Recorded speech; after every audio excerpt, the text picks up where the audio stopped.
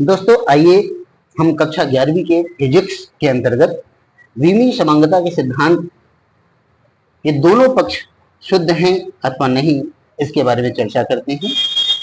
यहाँ पर जैसे प्रश्न दिया हुआ है कि S equal to u t plus 1/2 AT square.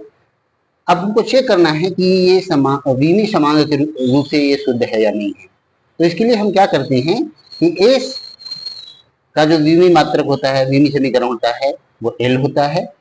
U अर्थात प्रारंभिक वेग, इनिशियल वेलोसिटी, जिसका LT-1 होता है। T फॉर टाइम, टाइम के लिए हम T विमीय समीकरण लिखेंगे। 1/2 चूंकि अचर है, चाहे तो हम इसको इग्नोर कर सकते हैं। फिर A जो है वो एक्सेलरेशन की बात करता है, त्वरण की बात करता है, जिसका विमीय समीकरण LT-2 होता है।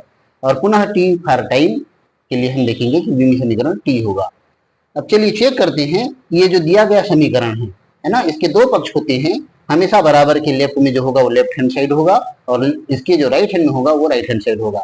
दोनों को क्रॉस चेक करते हुए चेक करते हैं कि क्या दोनों समीकरण सही हैं। तो हम देखते हैं कि लेफ्ट हैंड साइड में एस दिया हुआ है, तो एस की वैल्यू चूंकि एल होती है, अर्थात हमने देखा कि जो लेफ्ट हैंड साइड की वैल्यू है वो एल आ रही है।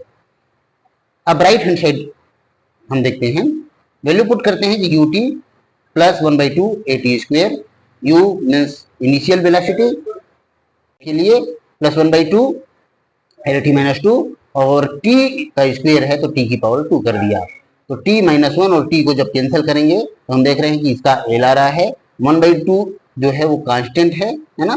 तो अपन देख रहे हैं पुनः T की -2 और T की पावर 2 एक दूसरे को जब प्लस करते हैं तो T की पावर 0 होगी, अर्थात 1 हो जाएगा उसका वैल्यू। तो यहाँ पर L प्लस L आ रहा है ना, L प्लस 1/2 L, चाहो तो आप इसको 1.5 L कह सकते हो। क्योंकि 3/2 जो है ये कांस्टेंट है, तो उसको अपन क्या है इग्नोर कर सकते हैं, इसकी उपेक्षा कर सकते हैं।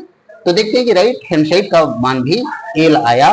तो समीकरण 1 और 2 को जब चेक करते हैं तो समझ में आती है बात कि ये विमीय समीकरण या विमीय समांगता के आधार पर शुद्ध समीकरण है। Thank you.